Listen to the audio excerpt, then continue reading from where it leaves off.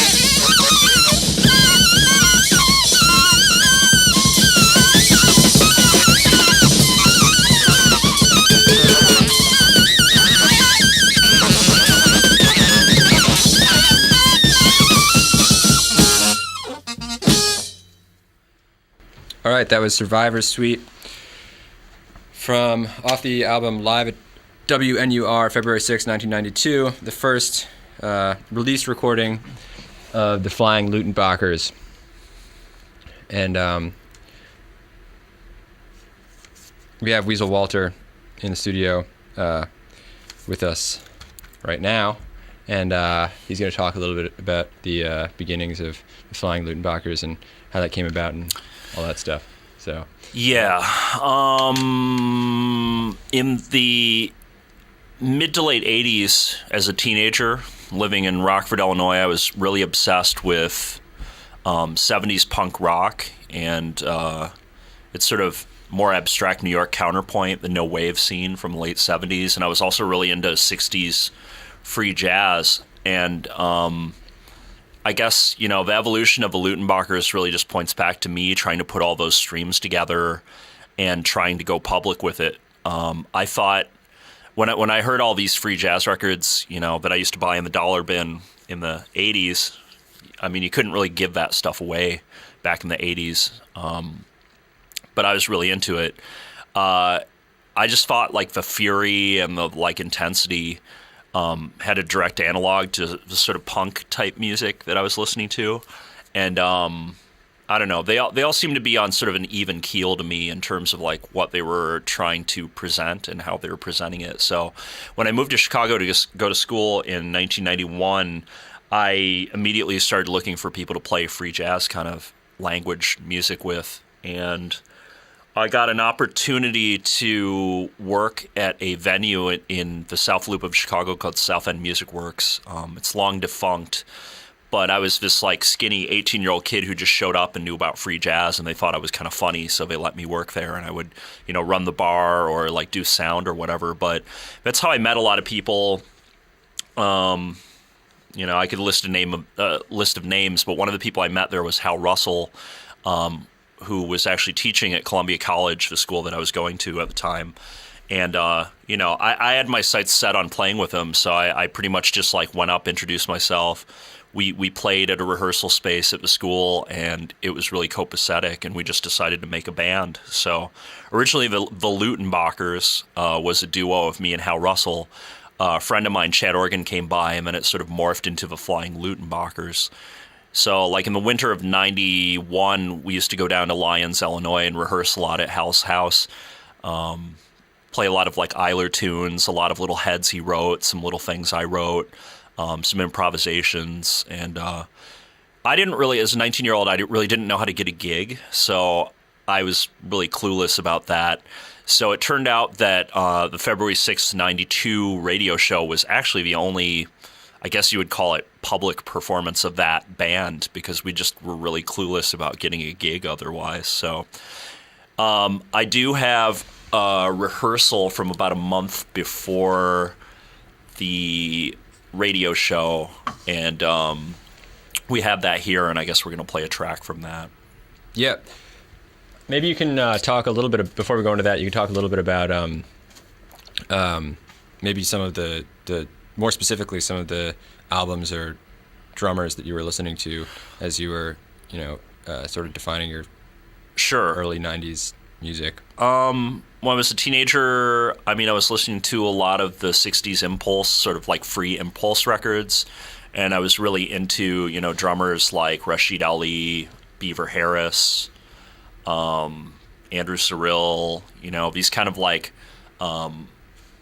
drummers that were doing sort of like, I don't know what the term is, like sort of like rats. There's a term I'm looking for, I can't think of it, but multi-directional rhythms. Yeah, that's the term I'm looking for.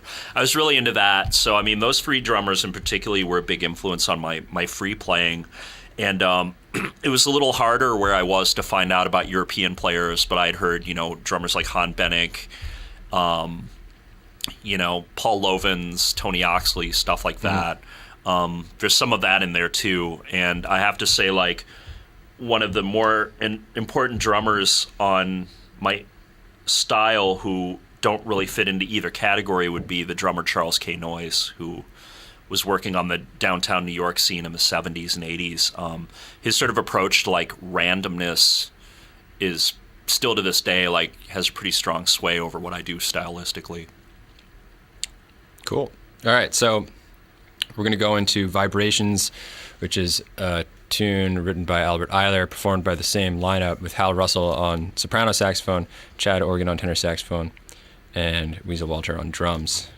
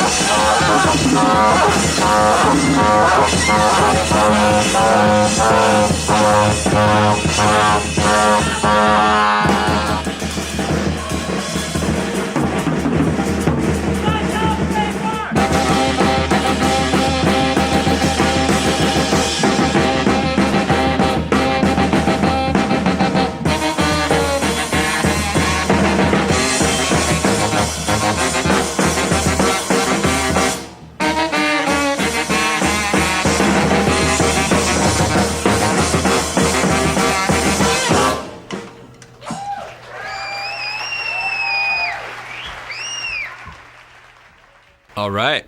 Hal Russell Memorial Show at South End Music Works in Chicago. We just heard Clamor and Sprint. This was recorded on March 8th, 1993. No. October 31st, Yeah. 1992. Halloweeny. Oh, yeah, Halloween. Yeah, that was a performance of a Flying Luttenbachers at Hal Russell Memorial Concert. Hal sort of left the band in spring of '92, and we replaced him with Ken Vandermark. And that's when we made our first 7-inch 546 Seconds of Noise, which was a very crude effort recorded on a 4-track at South End Music Works venue in Chicago. Hal had his own group, the NRG Ensemble, and they were starting to get fairly successful, and they had a record deal with ECM Records, and they were touring Europe a lot. So, I mean, really, Hal sort of drifted off into that. I think our band was always kind of a side project for him. It was just for fun. So when I tried to get more serious about it, we kind of just like went our separate ways. But, you know, the band as a tribute, you know, because Luttenbacher was Hal Russell's given name, Harold Russell Luttenbacher. And that was just kind of a cheap joke. You know, when I was 19 years old. Oh yeah, the Flying Luttenbachers. Ha ha ha. That's a great name. You know, I mean, that's sort of all that was to it. Was just a pun on Hal's given name. But you know, basically with the arrival of Ken Vandermark in spring 1992, I sort of took over the sort of compositional direction of the band and kind of lorded over the aesthetic from then on, and it kind of became my project with, you know, a lot of other people helping me out. Great, cool. And yeah, sorry, Don Mount is in the little camera there. Awesome. Our videographer coming. Our up videographer is here, ladies and gentlemen. Yeah. So I don't know. I mean, basically, you know, between like 92 and 94, the band kind of operated in this sort of like punk jazz mode. Like we added Jeb Bishop on trombone, and bass, and Dylan Poza on guitar, and by 94, 93, 94, we were sort of a quintet, and we were working with more structural things. You know, I think we were sort of like adding more of my rock music influences to it, but we were definitely keeping a lot of like free blowing and improvising in the band. So I guess we're going to play a track from what would technically be the third Flying Luttenbachers album, called Destroy All Music. Yeah. All right, so we're going to hear the first track off that, which is Demonic Velocities, 20 Million Volts. This is Weasel Walter on percussion, Chad Organ, saxophones, Ken Vandermark reeds, Jeb Bishop, bass and trombone, and Dylan Poza on electric guitar. We're going to hear just one track off that, or are we going to go and do a couple? Should I announce? We'll play something else after that. I'm not sure what. But great. Enjoy.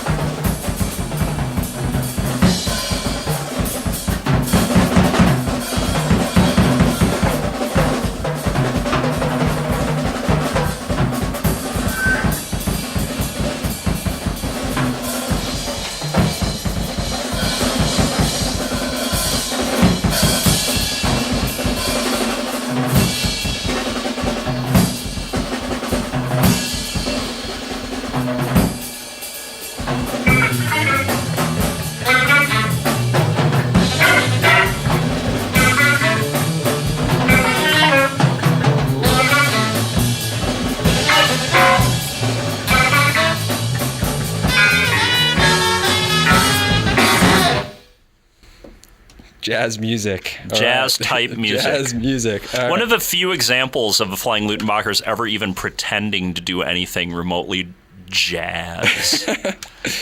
Yeah, so this band, well, I guess it's mostly the same band. At least 3 of the members are the same. Mm-hmm. Sounds a lot different from the thing we heard earlier, which was sort of more I don't know. Well, as disorganized improv kind of vibe. During 92 to 94, I started writing a lot more, and I started trying to control the output. I wanted to have a lot of improvisation, but I also wanted to set particular moods. I wanted to deal with certain harmonic things, certain tonal things, largely dissonant things, and I was very specific about what I wanted. So, I mean, we rehearsed a lot, and we had a lot of, like, written material, and it sort of went past the concept of having, like, little heads and, little orders of solos. So, I mean, the track we just heard, Throwing Bricks, was recorded at the Knitting Factory on that particular grouping's final tour of the East Coast in, I think, August 1994. Ken Vandermark's not on that, but Chad Organ is on reeds, Dylan Pozos on guitar, and Jeb Bishop's on bass. We were a tight band. We rehearsed a lot. And Ken was on the first one we heard, right? The Demonic Yes. Velocities, 20 million volts. Right, and that was a studio track recorded in, I think, April 94. That was actually Ken's last performance with the band, was that studio session, most of which is on the third album, Destroy All Music. So how often were you guys really rehearsing? Was this like... It was a working band. I mean, we weren't really touring much, so we were practicing once a week or something like that. Yeah. Maybe not that frequently, but I mean, it was we all lived in town. We all weren't overbooked, so we'd show up and do rehearsals. Yeah. And we had a book, you know what I mean? We had a book of like a couple dozen charts or whatever. And we actually read everything off music stands for those first 2 years. Like, there was no pretense of like memorizing everything. Yeah. We had a book, and we'd put the stands we'd put the music on the stands and let it rip. That was how we did it. So I mean, obviously, Flying Luttenbachers was like loads of many different lineups over the years. But in particular, how did your break with Ken come about, and how did you end up just touring with Chad on reeds? Well, Ken was in the band for about 2 years, but I never felt like he was very much at home in the band. I think aesthetically it didn't really like click with him, because I was a little more into like sort of like pure aggression and noise and stuff like that. And I think that he was more into expressing like sort of a more cultivated sort of jazz approach. So he found what I was doing sort of like curious, and at the time there weren't so many options of people to play with in Chicago. I have to point out that like in the early 90s, I mean, free jazz was, couldn't draw flies in Chicago. You basically had the AACM guys deep on the south side, and then you had these sort of like north side people like Hal Russell or Leof Minamula, which was this improvised music group with Michael Zerang and some other guys.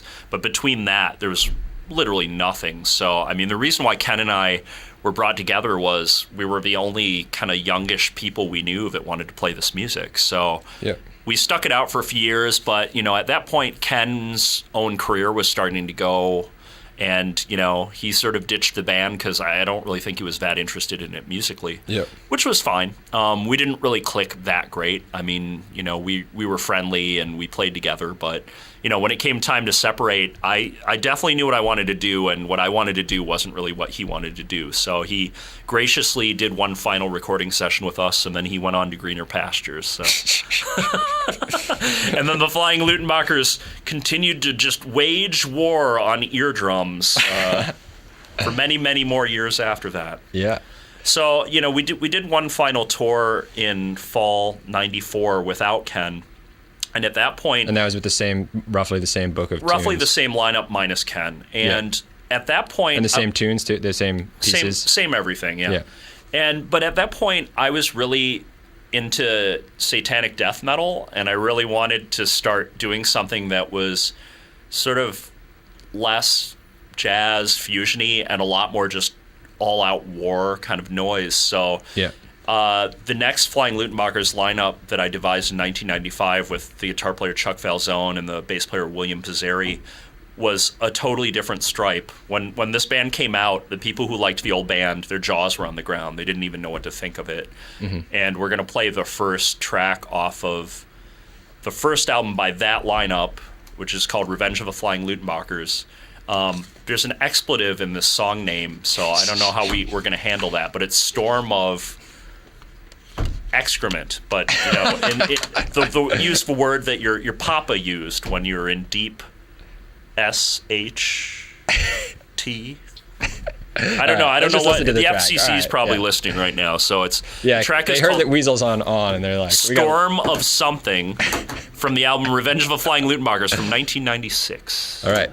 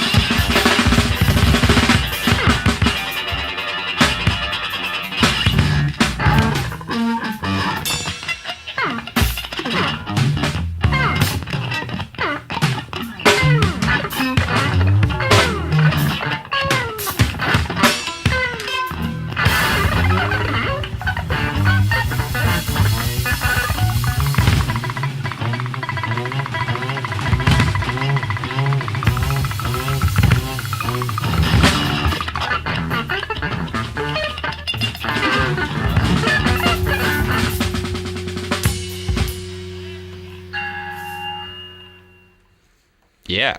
All right. All right. Well, that was a live version of our hit Stream of Needles. Big hit. That was done in February 98 on the final tour by that particular lineup of the Flying Luttenbachers.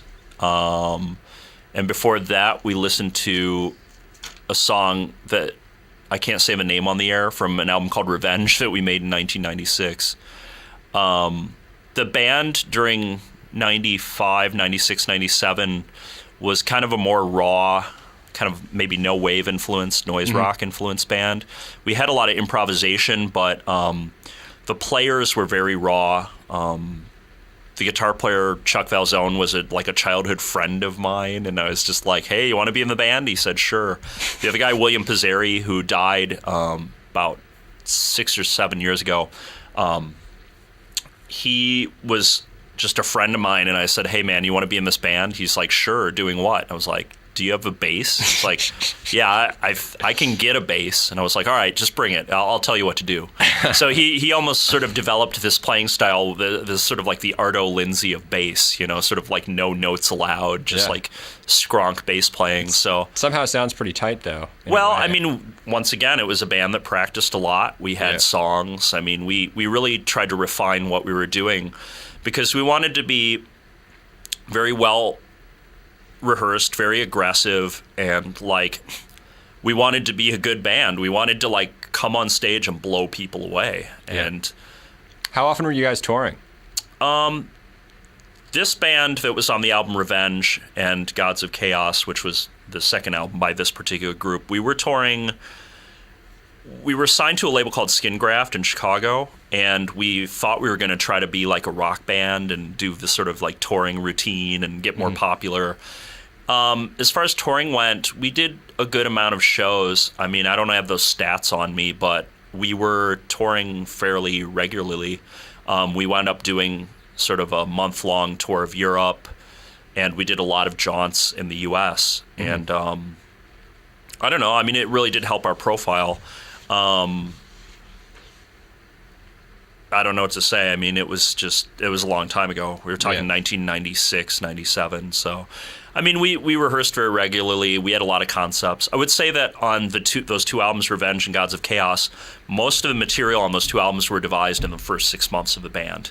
Yeah. After that, we just kind of ran with what we had, and eventually I felt like we hit a wall creatively. So in early 98, it was sort of time to move on and start a different band. I wanted to get back more to improvising and free improvisation. So, we're going to play one more track from the preceding band, the Revenge band, and then we'll morph into the sort of more directly free jazz influenced stuff that we were doing in 99 and 2000. But this track is called The Sun is Bleeding, and it's sort of our epic free jazz blowout from the 97 album Gods of Chaos. It's sort of like our answer to Ascension or free jazz or Machine Gun or all that good stuff. So this is a track that is heavily overdubbed by the three of us, but it's I think you'll get the picture. It's called The Sun is Bleeding. But before we go into that, I just wanted to ask a sort of general question about as the band was evolving and you sort of reformed the entire lineup and stuff. I mean, was there sort of a conscious decision to, or why was the decision made to keep it as the same band name? Was there did you see it as some kind of artistic underpinning that was going through all of these groups, or because I mean, superficially at least, they're worlds apart, and you mentioned this before, how your audience reacted to, you kind of flipping genres. Well, I kept the name because, I mean, one, for marketing reasons. It was we already had a reputation. Yeah. By 1992, I was sort of the dominant person behind the creative direction of the band. So, I mean, basically the band did whatever I wanted to do at any given moment. Yeah. And as time went on, I developed a sort of mythos to go with the name that sort of went beyond the whole allusion to Hal Russell aspect. Yeah. And basically, by the time of Gods of Chaos, we had devised this whole apocalypse scenario where Gods of Chaos, the album, was supposed to literally illustrate the destruction of the earth, and the Flying Luttenbacher was this sort of 100-foot-tall green aluminum sentient robot that basically left Earth at Armageddon and started traveling through the cosmos to find whatever adventures lie before him. So I mean, Gods of Chaos that came out in 97 is narrative music, and it's based on this sort of meta text that I developed at that point, being the nutbag that I was. I was always trying to quantify the music with more meta text and more substance. So to answer your question, once the ball got rolling with the band in the 90s, I felt like it had this pseudo mythological thrust, and I felt like I was a lunatic and I felt like I was a warrior and that this was my band of warriors and that we had to go on these different sort of like assaults to like prove our points. Yeah. So does that answer your question at all? Absolutely. All right, great. I just want to jump in and say this is WKCR FM in New York. It's exactly 4 p.m. We have Weasel Walter here with us in the studio, and we're listening to the music of the Flying Luttenbachers, which is a band that lasted from 91 to 2007. And now we're going to go into... what is it? The Sun is Bleeding or The something? Sun is Bleeding. Sit back, relax, or don't.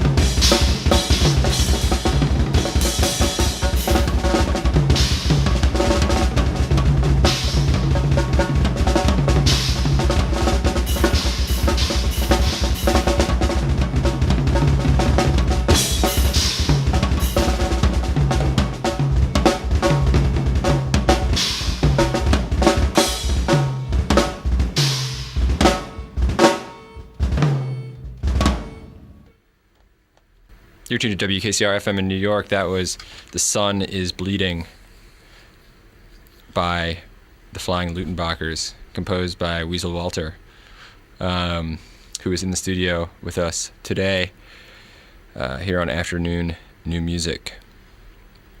So let's talk about that track a little bit. Or I guess we already did a little bit. Well, we talked about it off the radio.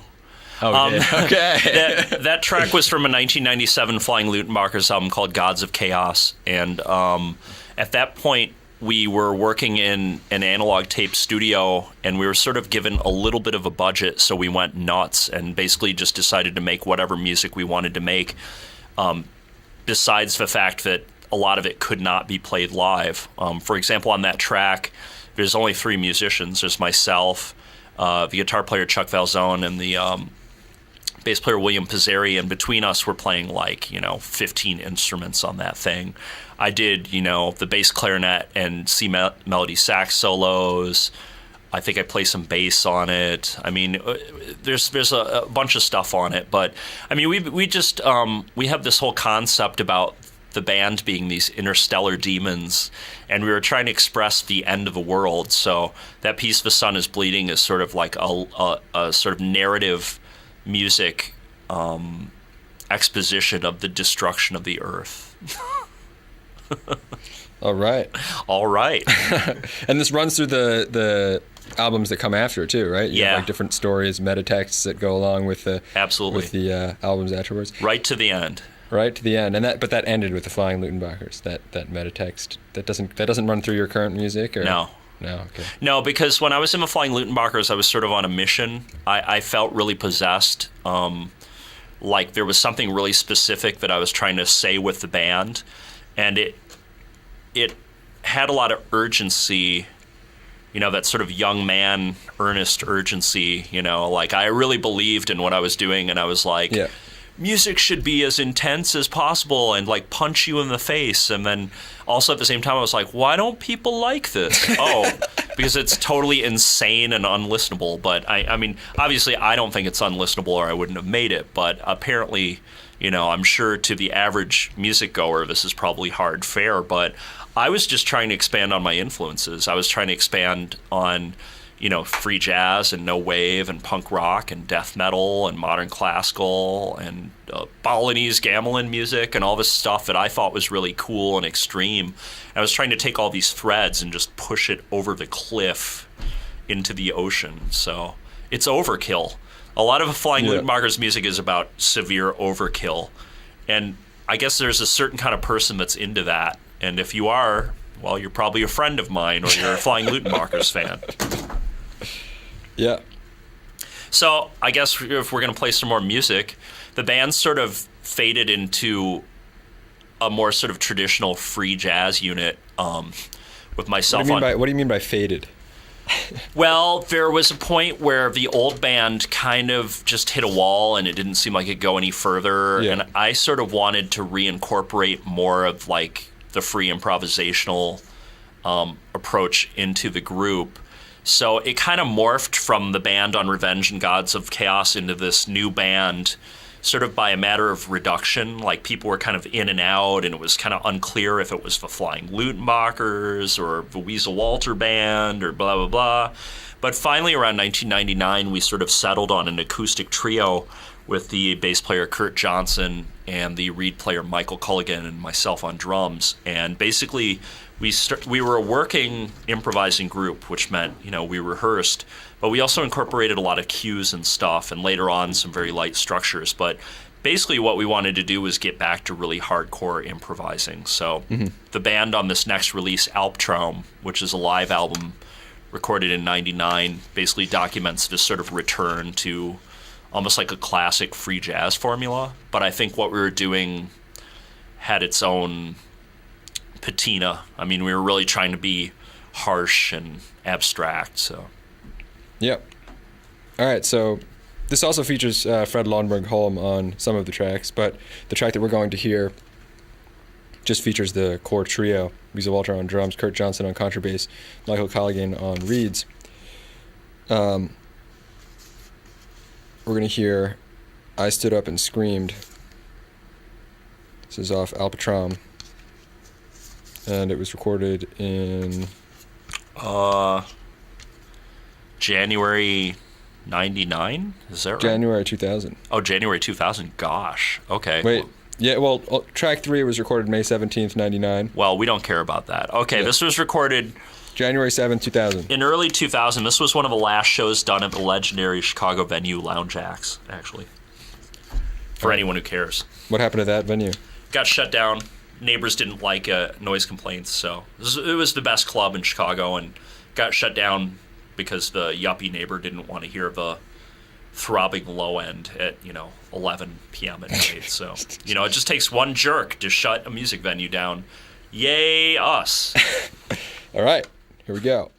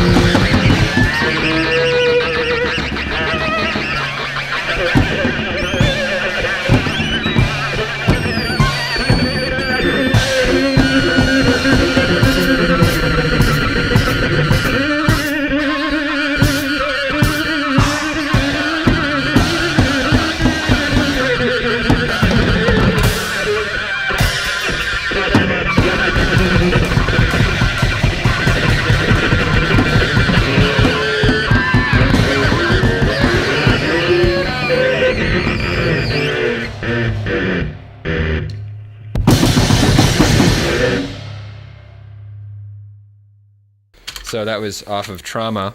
We heard track 11. Well, that was a studio album released in 2001 by the Flying Luttenbachers, and it basically documented the sort of like working band modus operandi that the three of us had honed on a lot of tours during 1999. And I don't know. I mean, we were trying to use free jazz language, but we weren't. We were doing really specific sort of language improvisations. We weren't really interested in like subtlety. We were sort of interested in being like really fast and brutal and like working on sort of like dense musical language kind of stuff. So, but at this point, you weren't really like composing pieces in the same way that you were composing for the previous lineups, and not at all. I mean, we were trying to really get away from that and explore more abstract kind of approaches. You know, obviously. Yeah. Later in 2000, the cellist Fred Lomberg-Holm joined the band officially, and we did more touring, and we did start to work with some kind of structural conceits that were very light, you know, sort of structures for improvisation. I think the next track, which is a live thing from, I don't know, I don't have it in front of me, 99 or 2000. What track are we going to do on this? Dance of the Lonely Hyenas. Okay. I think it's 12. Yep. I can't remember if it was recorded in 99 or 2000, but it's sort of an old Luttenbachers structure that we adapted to the new group, but it's very open. It's not, you know, like through composed. It's basically a structure for improvisation. Yeah. Why the move to that? And were you composing anything else at this time? And did you have some kind of other outlet for your compositional output, or were you just, you know, putting the pencil down for a moment and just exploring the improvisational? Well, I think as the group progressed, it was somewhat limited in terms of what it was going to do, and I used the writing as a goad to try to create certain events in the music that I was interested in having happen, which weren't happening spontaneously. Yeah. So, I mean, we used things like cues and, you know, these kind of like vague structures and stuff just to like give more of an intent to the music, because I always feel like if improvised music wants to captivate a listener, it has to have like a constant intent, which doesn't mean that it has to be like super aggressive and fast, but it's got to have a momentum and a certain amount of pressure on that momentum, or I think it's self-indulgent. So I was always really into having this momentum at all costs with our improvisations, even if they're not really like successful in terms of like, you know, subtle interplay or any of this other stuff. I mean, what you can say is that when we improvised, it was like a train just like shooting down the tracks at high speed, and, you know, love it or lump it, you know, that's what we did. Yeah. All right. It's 4:41 here in New York on WKCR FM in New York. This is Afternoon New Music. My name is Chris Pitsiokos. I have Weasel Walter here in the studio with us today, and we're going through some of the discography of the Flying Luttenbachers, which was, I guess, Weasel's main working band for about 16 years. Something like that. It's true. Yeah. And we're going to go on now to Retrospective 4, spelled with a W and some accents, some BS accents. It's over there. some youthful allusion to the French band Magma. Yeah, it's real inside, I know. Yeah, it's kind of nice inside joke. That's very jazz of you. Yeah, there was a Retrospective 3, and there may be a Retrospective 5 that covers the late versions of the group. But, you know, I got to be consistent here. You know, was there a Retrospective 1? No, no. I think I don't know why I did that. It has something to do with Magma. I was really obsessed with the band Magma in the like mid to late '90s, and they had these like releases that were called Retrospective 1, 2, and 3, and I don't know why I started in 3. It doesn't make any sense. I can't remember. I don't know. Those were different times. Yeah.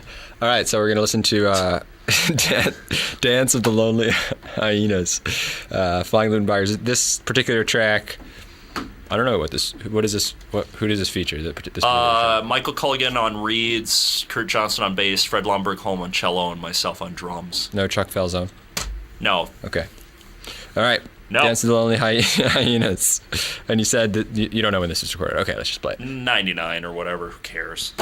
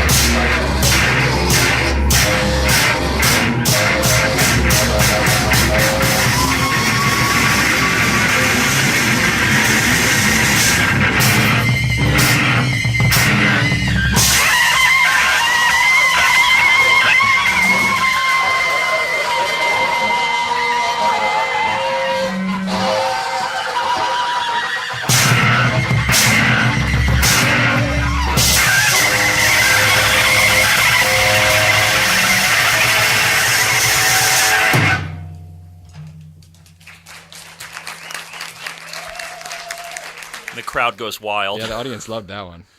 Well, it was rousing. I think part of the mission of the Flying Luttenbachers was to bring improvised music and free jazz to like a new audience, i.e. a rock audience. I mean, we definitely, when we started playing out in 92, we played on rock bills. We opened for like noise rock bands because there really was no audience for free jazz in Chicago at that time. So, I mean, we had to kind of create an audience.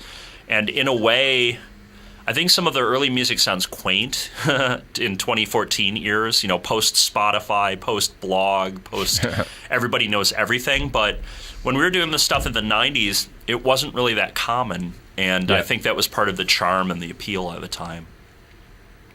Yeah, but this was 2000. Right? Yeah, this was 2000, but I mean, I don't know. I think that like the approach we had in terms of like the intensity, I don't really know who else was doing it like we were. Well, nobody's even really doing it today, so. Yeah, I mean, if someone wants to like argue with me about that, I bring it on, call the station. But like I think we were a really hardcore band, and we were inspired by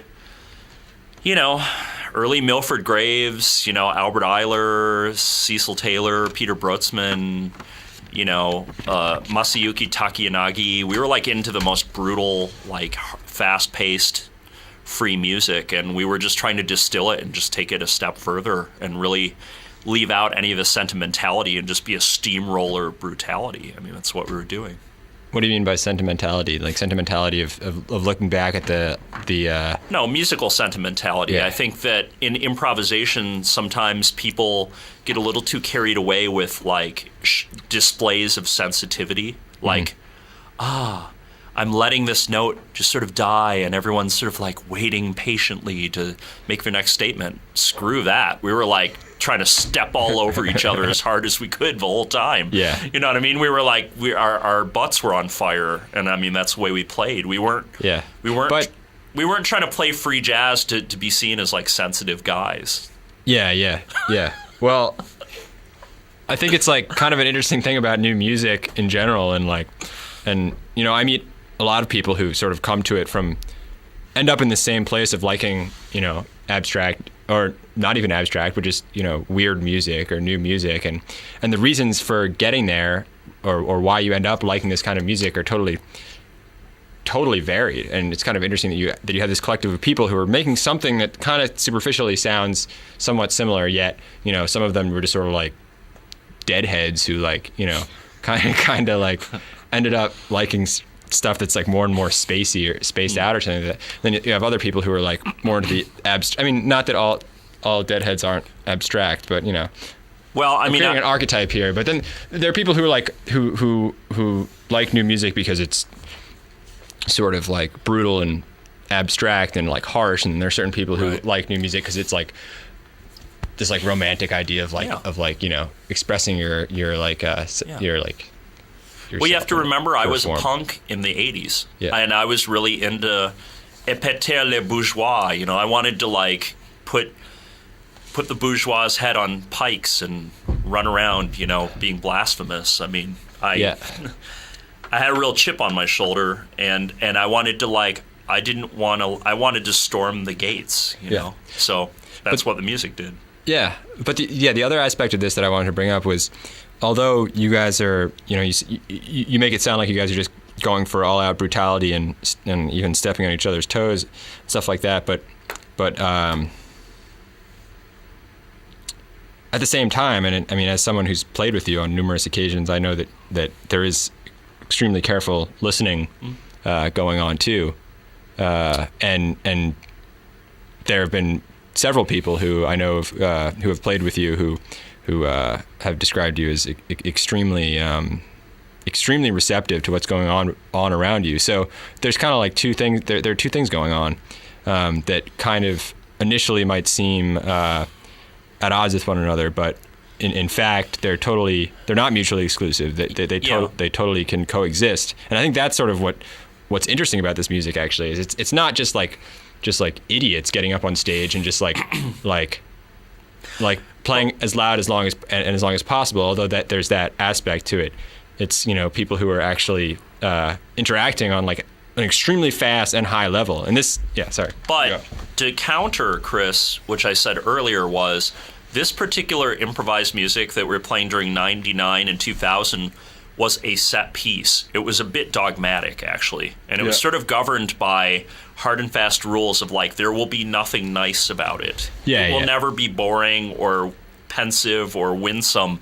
So in a way, like, I kind of joke that we weren't really improvising. You know, we were pretty much playing these like set moods that we pretty much play every concert would be like this collection of set moods, maybe in a different order, or, you know, something like that. But like, I felt like we were playing a really tight language music that actually wasn't really open to like freedom. It was very set and very like dogmatic. So, I mean, obviously I perform in the field of free improvisation where I show up, shake hands, say hi to somebody for the first time, and then negotiate the language. But the Flying Luttenbachers was, at this point, was not really an improvisational group. It was a very set language that we were doing. Well, I mean, I think that goes for a lot of sort of improvisational idioms, including sort of some but there was a right and wrong way to do this music that we were doing. Yeah. Like, I was a real hard ass. But I mean, there's a right and wrong way to do the music that you currently do that's free improvisation too. I mean, I was the ultimate judge here.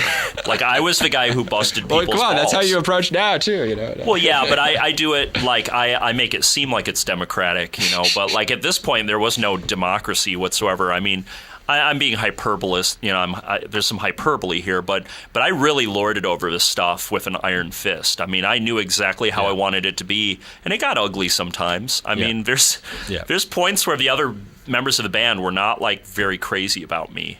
I mean, I could go into anecdotes. Well, I mean, whatever. I love those guys. We all appreciate what we did, but it was a very severe thing.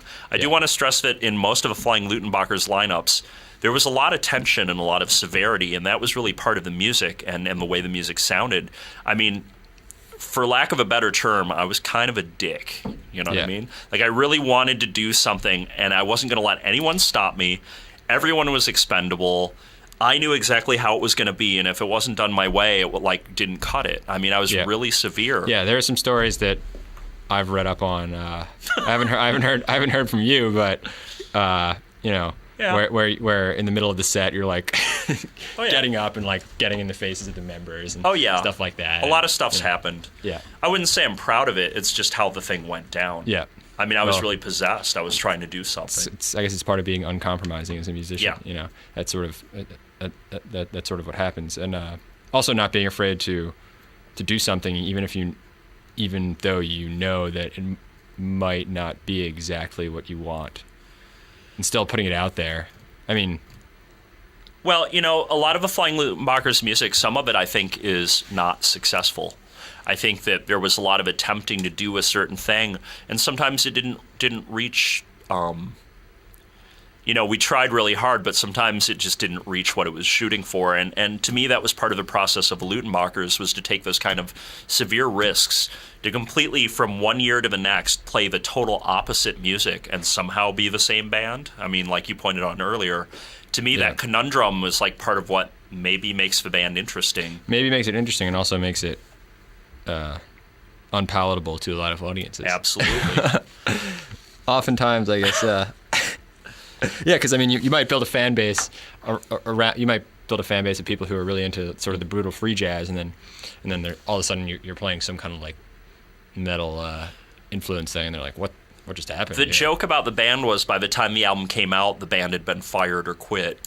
Yeah. So like we were always like, someone would hear the record and it would be some like totally different band when they went to see it live. I don't know what to say. I moved fast. I was really really like possessed, and I really wanted to move quickly as possible.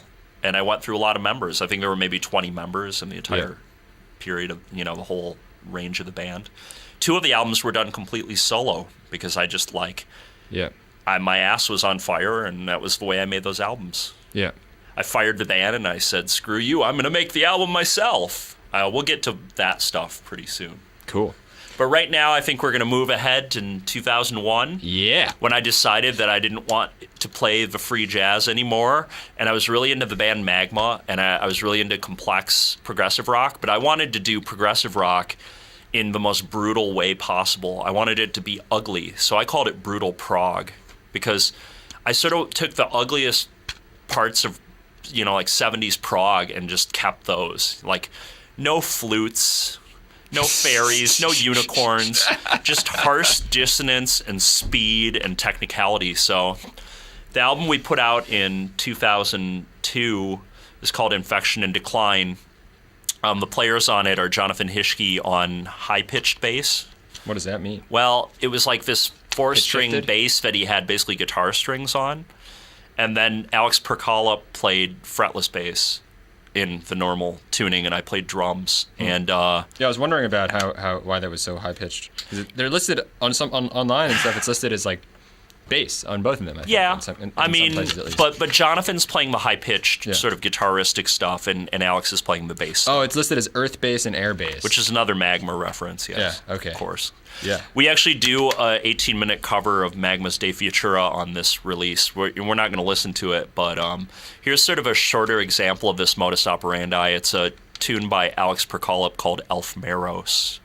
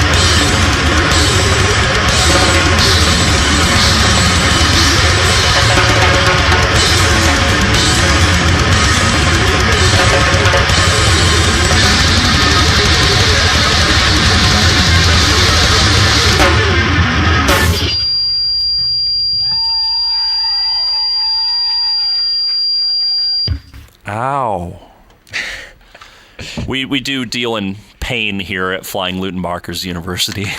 We do. It is a bit sadistic, but it's laced with black humor. It's Grand Guignol, theater of cruelty. Do I need to go on?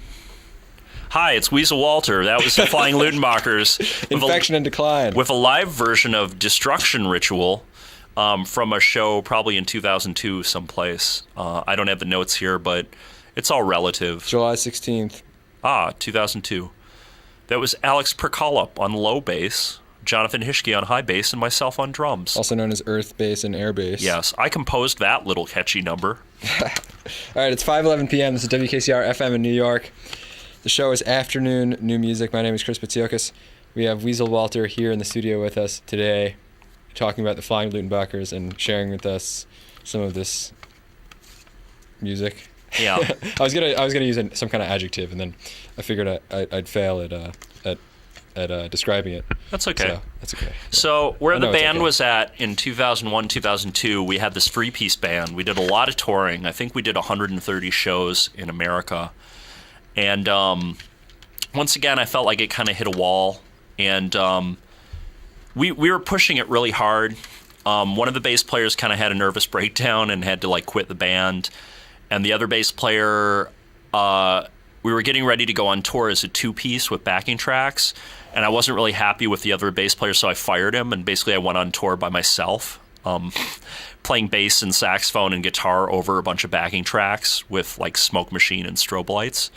And, I did a bunch of gigs, like I played CMJ, like basically as a one-man band. And like, it was pretty nutty. But the album that sort of came out of this solo period was an album that was released in 2003 called Systems Emerge from Complete Disorder, which is kind of more narrative program music about the destruction of the earth and the sort of cellular chaos and the aftermath.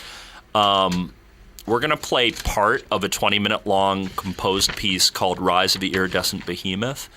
I'd love to sit here and listen to the whole thing, but I think if, anybody wants to like check this out further, they can go to weaselwalter.bandcamp.com, and most of this stuff is up there streaming, or you can purchase it if you wish. So if any of this stuff interests you, it's definitely very easy to find at Weasel Walter.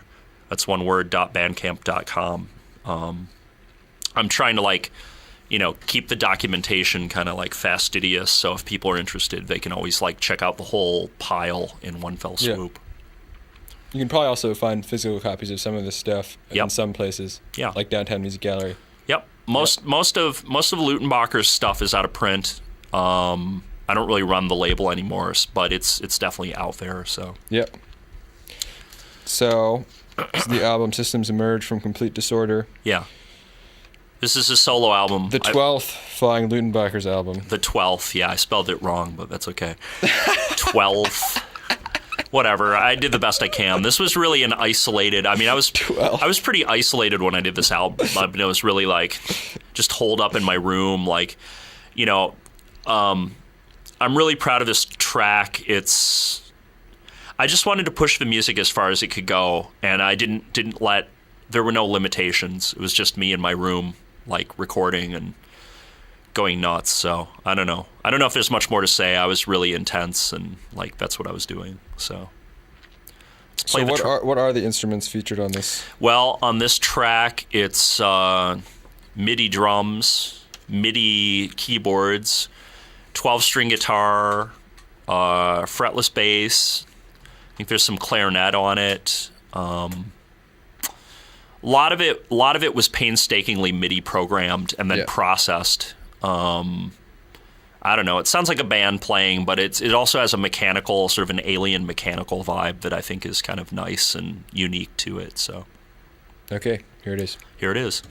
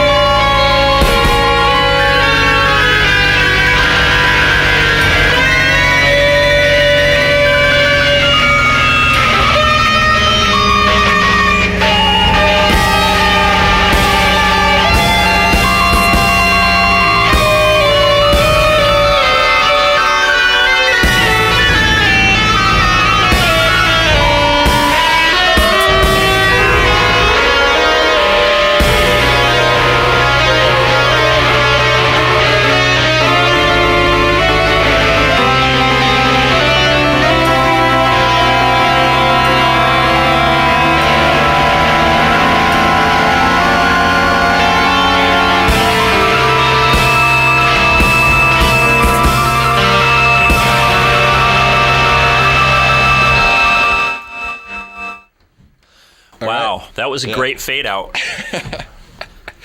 Yeah, you almost did a remix there for me. I've been doing this for years. I'm pretty experienced. Well, that's about half of a 20-minute track that I did in 2003 called Rise of the Iridescent Behemoth.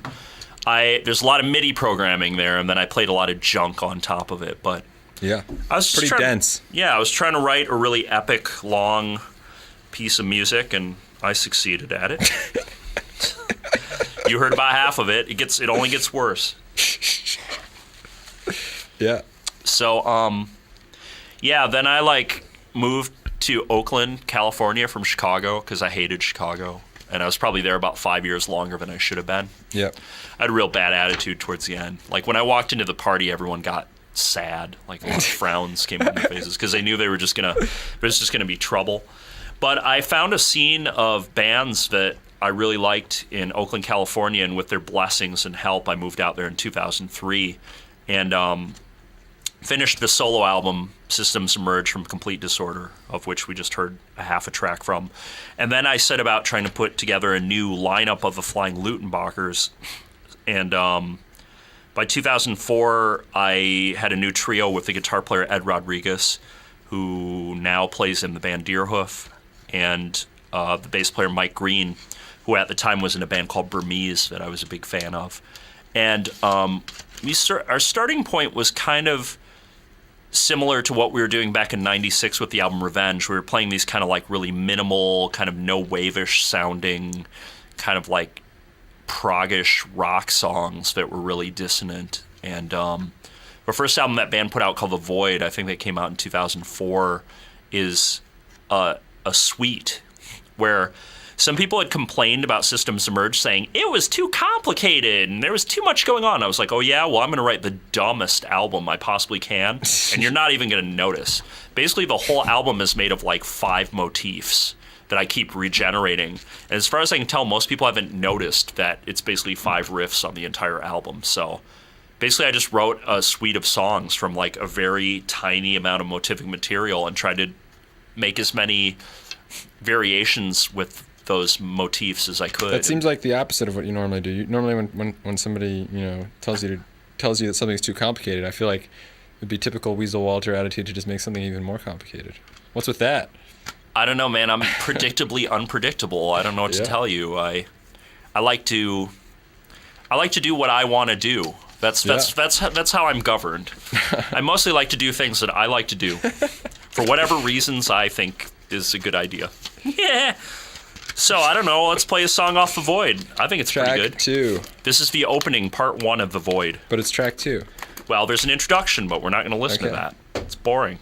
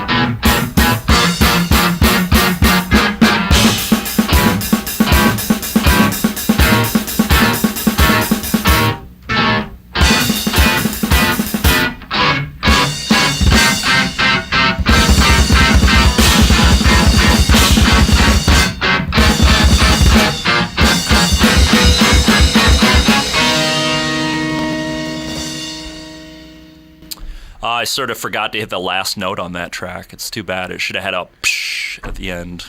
Yeah, I was going to say something about that. I don't know. It was, that last track is called The Elimination of Incompetence, and that was just recorded on a 4-track at our rehearsal studio. So that was as live as it gets. There's no editing or fancy mixing going on there. That's just the 3 of us playing our song. It's probably not as live. I mean, probably like you could get liver if you're in front of You could get liver if it was audience. Like a gun was to your head and someone had a single mono like microphone held up and yeah, I mean, yeah. Oh, who am I kidding? That was all done by session guys and no. Whatever. That was a track from an EP that I put out in 2005 called Spectral Warrior Mythos. And it's there was some lineup changes in the band, and since the music was so hard, it was really rough to replace people. It was like the learning curve was so steep. But you had Mick Barr. Yes, at that point, Mike Green was out of the band for a while, and we got the Wunderkind. It's not much of a kind at this point, but Mick Barr was living on the West Coast, and he graciously joined the band for about a year, and it was a very good experience. So there's 2 guitar players on that track. I think Mick maybe is using an octave pedal to go an octave lower on most of it, but that EP. He also plays bass on one track. Yeah, he does. There's some bass on the album, but that's definitely both guitars.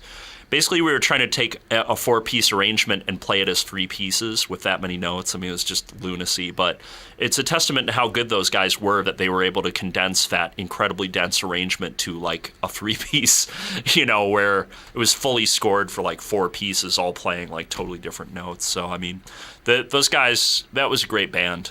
Yeah, it sounds really tight. Thank you. Were you guys like heavily rehearsed, or was Mick just like shredding through? We were heavily rehearsed. In fact, I mean, there's no improvisation in that track. It's all completely through notated. Yeah, I mean, I don't know. I was just really into pushing the stuff that we were doing in 2001, 2002 a little further, but also allowing it to kind of like rock a little more. You know what I mean? There's like, I feel like on The Void, it was sort of like a rock album, and then we sort of like proceeded to get back to doing this really like complex, like ultra notated stuff. So with all these different people coming in and out, there was like, when the material got more complicated, the learning curve was just so much greater that it became really stressful to try to keep the band going.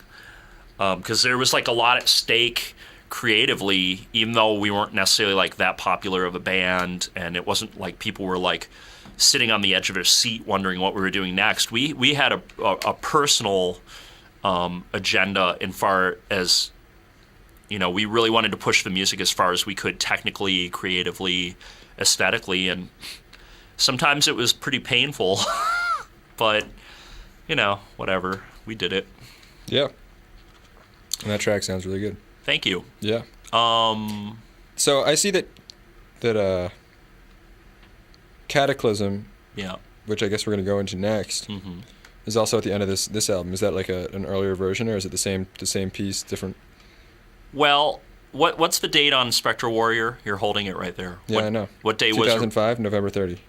November 30? I don't know. Look at Cataclysm. I think it was ordered, maybe it was done in early 06.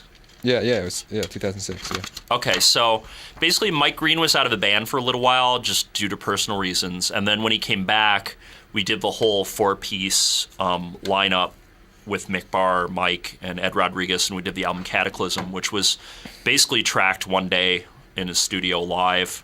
There's one track on there that's a long solo piece that I did, but other than that, we just, as almost all the Luttenbachers records went, we just went into the studio, played the songs, left, mixed it. So, I mean, we didn't really like to spend a lot of time putting lipstick on a pig. We kind of went in and we played the songs how we knew them, and then we mixed the stuff, and that was it. We really didn't we were really cheap. So we didn't have a lot of money, so it was always like, okay, we've got 5 hours in the studio to record an entire album. Let's do this. You know what I mean? That's the way Cataclysm was done, as many of the other albums were done. Yeah.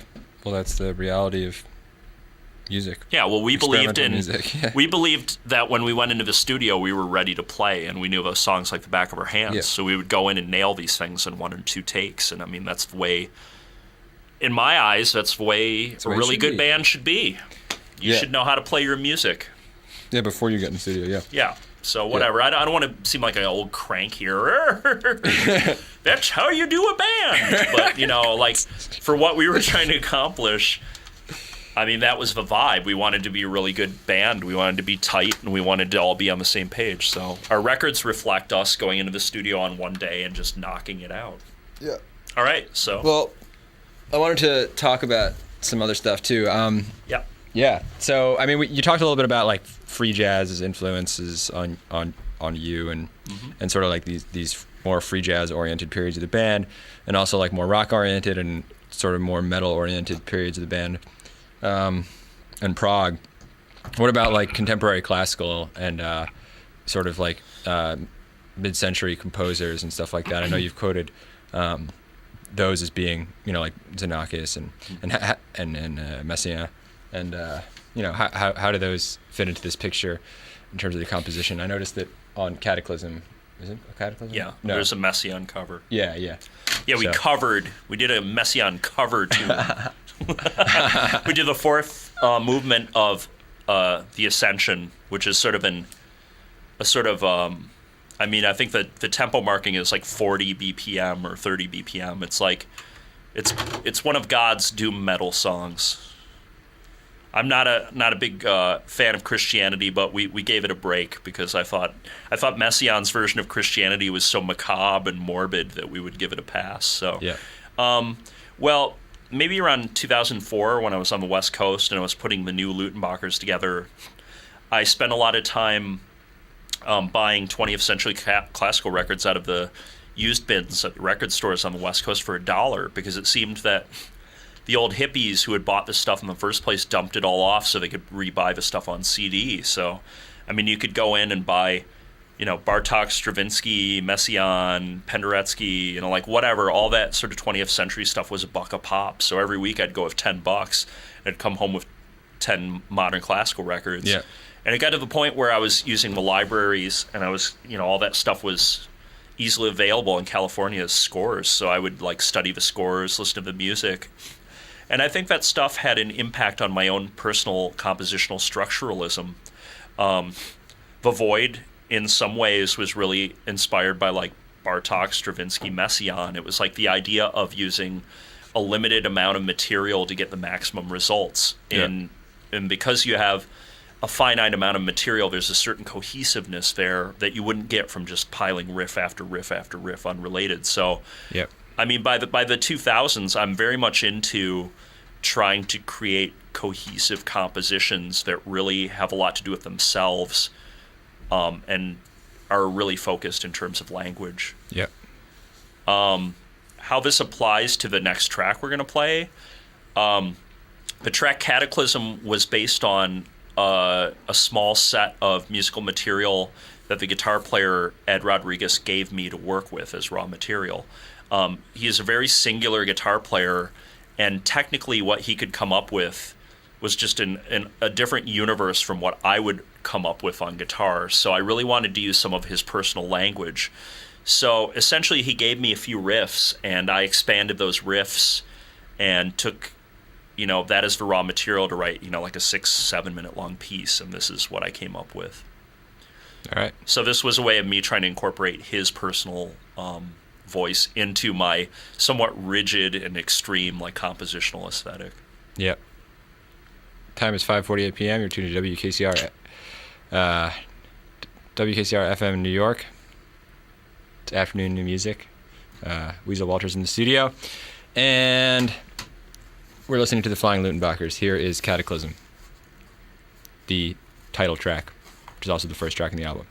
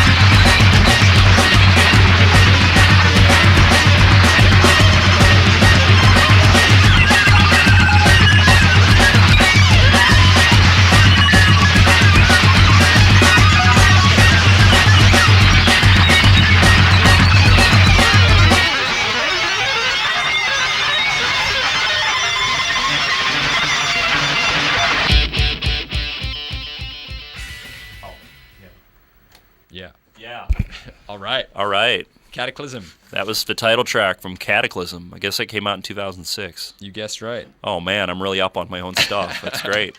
I'm still Featured here. Mick Barr, Ed Rodriguez, Weasel Walter. Yeah. Nice.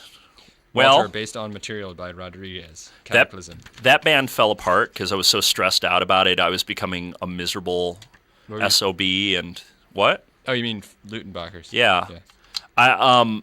It's like we had the best band we ever had and the least popularity, and like it just got so stressful. Like the band members kind of dropped like flies, and then I wound up doing one more record solo just to like finish the whole thing. And I guess we're gonna play that track pretty soon. Yeah. The last album was called Incarceration by Abstraction, which is how I felt trapped by, like this band has to keep getting more and more complex, yet nobody really gives a crap. So, like, what am I proving? So basically, I got to the point where I was like, you know what? Screw this. It's over. I'm going to kill it. So that's where the narrative ends in 2007 with me making an album by myself. And All that was it. alone.